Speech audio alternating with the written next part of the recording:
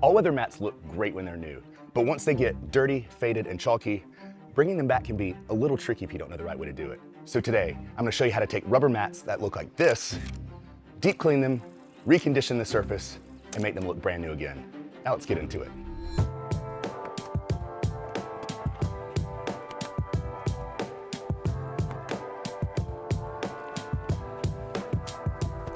Welcome back, friends, and if this is the first time you're joining us, my name's Eric. I'm a professional detailer in Charleston, South Carolina, and today we're talking all about how to clean all-weather mats.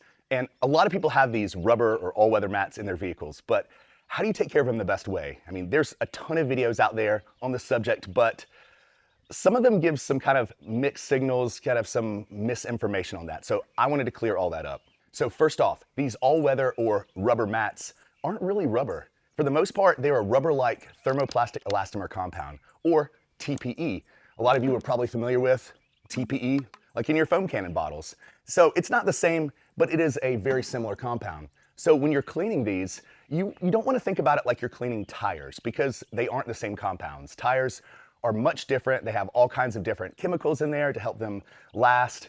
We won't get into that on this video, but yeah, this is thermoplastic elastomer compound. So you want to treat it more like you're cleaning plastic. And I see a lot of videos out there where people are using wheel acid and all kinds of super, super heavy chemicals, and it's just only going to make your problem worse, and it's going to make them look more chalky, more faded, and all that. So we're going to go over all the nuances and some techniques that are really going to make a difference for you. So step one, we need to get the mats cleaned. And so for that, we're going to be using an all-purpose cleaner. Now, there's a lot of different ones that you can use on the market. The one we're going to be using today is Green Star by Koch Chemie. These are three others that I highly recommend. You have the APC by Geon, and then there are two citrus APCs, one by Garage Therapy and another by Yum Cars.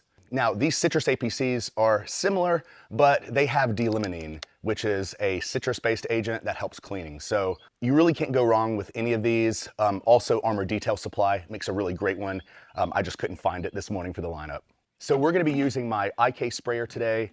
You know, the dilution ratios are gonna vary based on your product. For Green Star, they typically recommend between a 1 to 5 and a 1 to 10 for your heavier cleaning. So we're gonna shoot that right about in the middle. All right, y'all, now that we have all our equipment ready, it's now time to get the mats clean. And so first off, I wanted to mention that I do use a bucket of some pH neutral car shampoo. In this case, I used Geon Bathe. It really doesn't matter what you use, but just using a little bit of car shampoo in a bucket helps the cleaning process, also keeps the mats wet while you're cleaning them. You definitely don't want any of these cleaning products to dry on your mats. All right, so first things first, we're gonna rinse them off.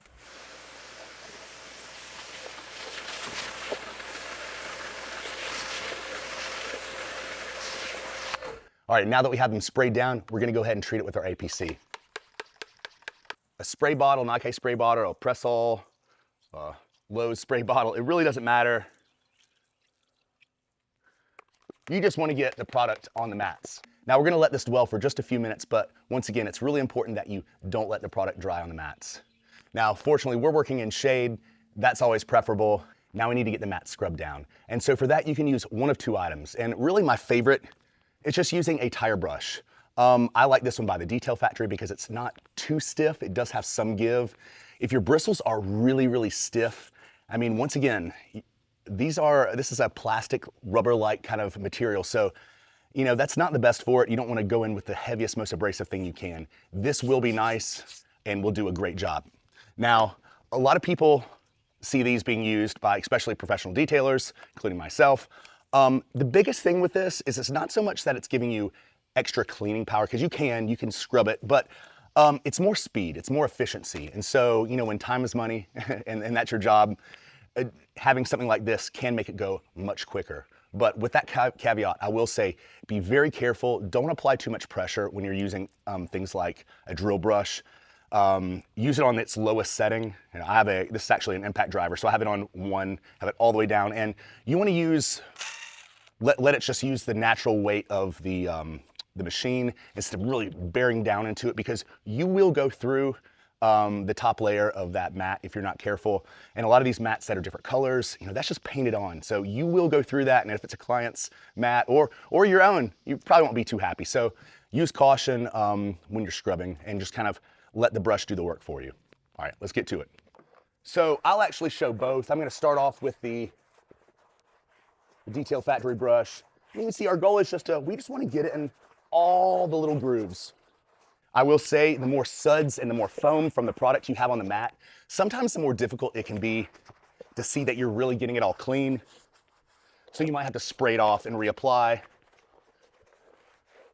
If the mats haven't been cleaned well in a while, you probably are gonna need to do 2 rounds of it if you really wanna get it absolutely perfect.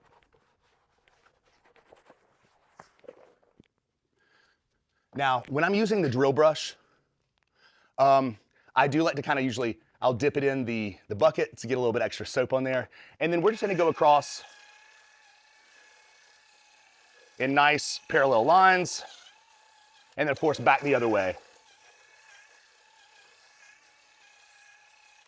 They make a number of different brushes. They have some that are flat.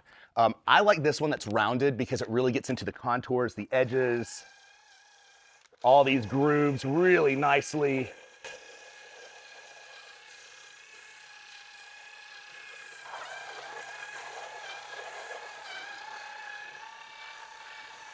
But once again, I'm allowing the drill brush to do the work for me. I'm not really bearing down into the mat, or you're just gonna cause some damage. All right, now we're gonna go ahead and get the mats all rinsed off.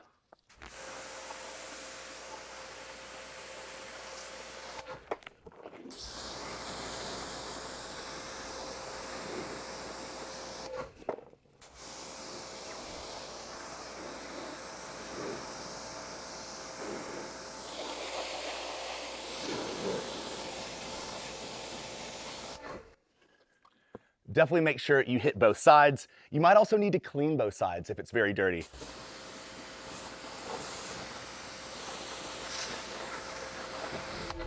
All right, y'all, now that we have the mats clean, it's now time to get them dried. And so for that, you're just gonna want some good microfiber towels and maybe a blower. So a lot of people have asked me in the videos what blower this is that I'm using. It's nothing particularly fancy. It is the Cobalt 24 volt leaf blower. I got it at Lowe's. I think it's maybe around $100. I'll put the price down here. But I also have the stubby nozzle in there from the Stubby Nozzle Co. And it does a fine job. All right, so I like to start off just by getting it blown off.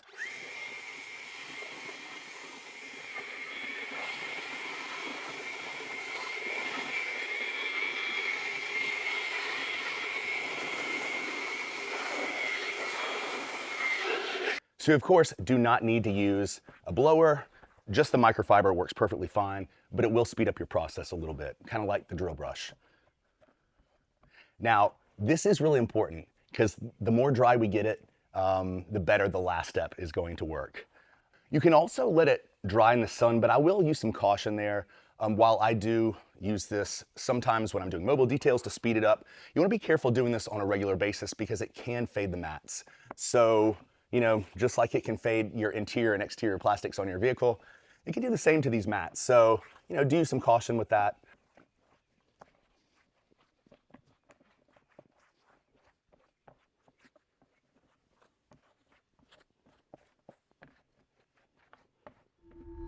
All right, y'all, so now that we have the mats clean and dry, it's now time to get them reconditioned. And this is the step that a lot of people go wrong. You can really make things very unsafe if you do it wrong here. The product that we're gonna be using today is Kochchemi's Gummi Fix, or Gummy Fix, or however you like to say it. But this is really good at restoring trim, rubber mats, things like that, but doing so without making them super slick. Now, I will say, this can still make your mat slick if you over apply it. So less is really more here, and I'm gonna give you some techniques on that. All right, so if you've used Gummi Fix before, you'll notice that it doesn't come with a sprayer head, although you see lots of people applying it with a sprayer. In fact, if you take off the top, it's got a little opening here, and that's so you can put it on a microfiber applicator pad and then apply it to your surface. That's gonna really help you not over apply the product. Now you can put it in a spray bottle, and we'll talk about some techniques to help mitigate getting it too overly applied. All right, so we're gonna take our Gummi Fix, and you can put it on your microfiber pad. In this case, this is a Rip and Rag from the rag company. Doesn't really matter what you use, but we're just going to lightly apply it to the whole surface.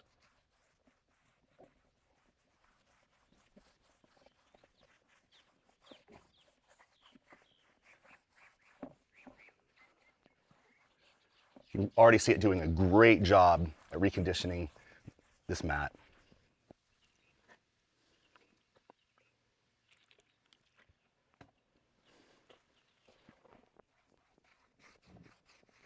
All right, so if you really do want to apply it with a spray bottle, or you're a mobile detailer and you want to move more quickly, you can. I recommend really misting it from higher up and then coming back and leveling. This will help it from clumping up in some areas, especially around some of the details in the mat. Some mats have a lot of intricate details. This one does not have too many, but what you'll find is that the gummy fix is going to kind of settle around the edges of that.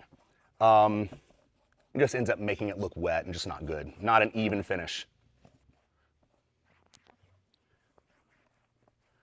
And speaking of detail work, if there are some intricate details in your mats and you're trying to get some of the gummy fix out of that, I like this kit from the New York Foam Kings.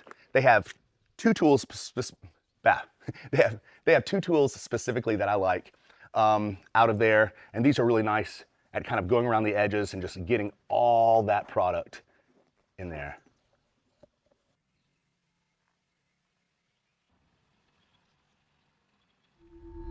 All right, y'all, so that's all there is to it to get your mats clean and looking like new again.